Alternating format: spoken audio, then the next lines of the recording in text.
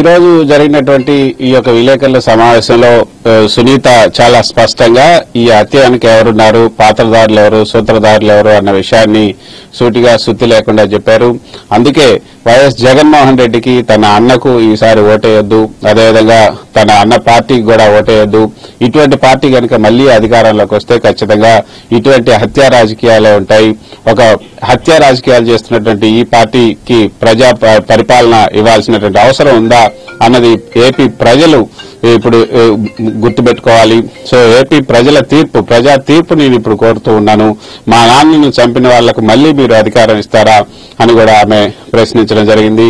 ఇటువంటి వాళ్ళు మళ్లీ అధికారంలోకి వస్తే ఇక ఎవరికి కూడా శాంతి భద్రతలు పరిరక్షణ కానీ లేకపోతే ఎవరికి కూడా భద్రత ఉండదు అన్న విషయాన్ని పదే పదే చెప్తూ ఓటేయొద్దని చెప్పారు. అంతేకాకుండా ఆ రోజు జరిగినటువంటి సంఘటన జరిగినటువంటి తీరు, ఆ సంఘటన జరిగిన తర్వాత తన సొంత కుటుంబ సభ్యులే ఆమెతో వ్యవహరించినటువంటి తీరు, ఇవన్నీ కూడా ఆమె చెప్పడం జరిగింది. ఆ రోజు హత్య జరిగిన రోజు పోస్ట్ మార్టం జరిగేటప్పుడు అవినాష్ రెడ్డి ఆమె దగ్గరకు వచ్చి పెద్దనాన్న నాకు ఏదైతే 11:30 వరకు కూడా నా కోసం ప్రచారం చేశారు అని ఆయన చెప్పినప్పుడు ఆయన పట్ల ఏమాత్రం కూడా అనుమానాలు రాలేదు.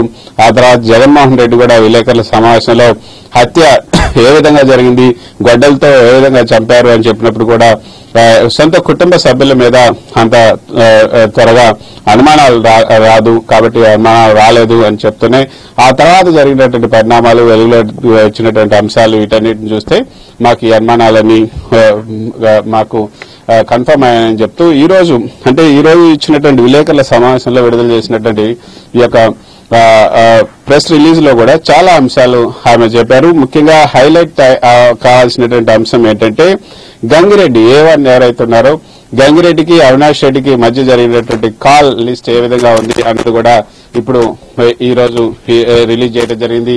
ఇప్పుడు మనం చూడొచ్చు. ఈ కాల్ లిస్ట్ కనుక మన కెమెరామెన్ కాల్ లిస్ట్ చూపించవచ్చు. ఈ కాల్ లిస్ట్ లో గంగిరెడ్డి అదేవిధంగా అవినాష్ రెడ్డి ఎంతసేపు మాట్లాడుకున్నారు, ఎప్పుడు మాట్లాడుకున్నారు అంటే ఈ యొక్క హత్య జరగడానికి ముందు, హత్య జరిగిన తర్వాత A1 అదేవిధంగా అవినాష్ రెడ్డి వేరే వాళ్ళకి ఎన్ని కాల్స్ చేశారు, ఏ విధంగా కాల్స్ చేశారు, ఎంతసేపు కాల్ చేశారు అన్న విషయాలు కూడా చెప్పడం జరిగింది. ఈ విలేకరుల సమావేశంలో ఆమె దీన్ని విడుదల చేయడం జరిగింది. అంతేకాకుండా ఇవన్నీ కూడా ఛార్జ్ షీట్ లో, సిబిఐ ఛార్జ్ షీట్ లో కూడా పేర్కొన్నారు. కానీ ఈ రోజు ఇచ్చినటువంటి ఈ ఛార్జ్ షీట్ లో చాలా స్పష్టంగా అవినాష్ రెడ్డి, గంగిరెడ్డిలకి ఇచ్చినటువంటి ఈ యొక్క కాల్ లిస్ట్ ను ఆమె బయటపెట్టారు. ఆ కాల్ లిస్ట్ లో మనం చూస్తే రామారావు గారు అంటే హత్య జరగడానికి ముందు ఏదైతే 1:37 ఈ యొక్క లిస్ట్ ఉంది. ఈ 1:37 నుంచి గంగిరెడ్డికి, తర్వాత మరుసటి రోజు ఉదయం 5:18 వరకు కూడా గంగిరెడ్డికి అవినాష్ రెడ్డికి మధ్య ఈ యొక్క సంభాషణలు జరుగుతున్నాయి. అంటే గంగిరెడ్డి లోపలికి వెళ్లి ఇక్కడంతా మేము రెడీగా ఉన్నామని చెప్పడం, తర్వాత మిగతా వాళ్ళని కూడా అవినాష్ రెడ్డి వెళ్లి మీరు పని పూర్తి చేసుకుంటామని చెప్పడం, ఇవన్నీ కూడా రికార్డ్ అయ్యాయన్న విషయాన్ని ఈ యొక్క విలేకరుల సమావేశంలో చెప్పారు. గంగిరెడ్డి అవినాష్ రెడ్డికి 1:37 ఫోన్ చేస్తారు. తర్వాత మళ్లీ అవినాష్ రెడ్డి 1:55 ఫోన్ చేయడం జరిగింది.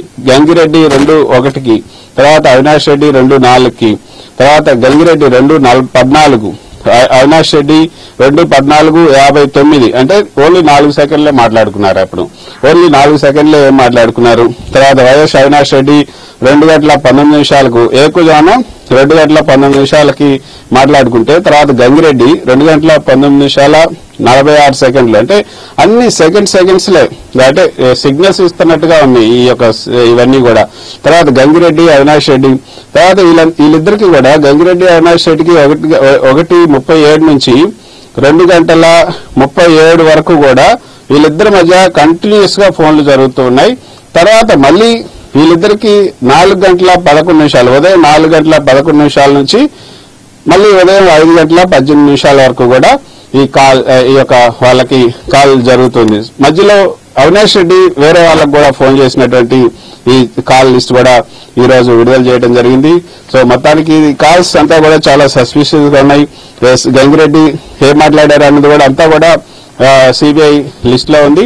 వాటన్నిటిని కూడా బయటపెట్టి దీని మీద కూడా నిగ్గు తేల్చాల్సినటువంటి అవసరం ఉంది అని చెప్తూ, ఇందాక మీరు చెప్పినట్లుగా ఆమె ఒకే ఒక అంశాన్ని చాలా స్పష్టంగా చెప్పాలనుకున్నారు. ఇక వైఎస్ఆర్సీపీకి ఓటేయద్దు, తన అన్న పార్టీకి ఓటేయద్దు, సొంత చెల్లికే న్యాయం చేయలేనటువంటి ఈ యొక్క అన్న మిగతా వారికి ఏ విధంగా న్యాయం చేస్తారన్న విషయాన్ని ఆమె కొండ బద్దలు కొట్టి చెప్పారు. న్యాయం కోసం 5 ఏళ్లుగా పోరాడుతున్నా పట్టించుకోవట్లేదు, తనకు ప్రజాకోర్టులో తీర్పు కావాలి అంటూ ఈ రోజు జరిగినటువంటి ఈ యొక్క విలేకరుల సమావేశంలో చెప్పడం జరిగింది.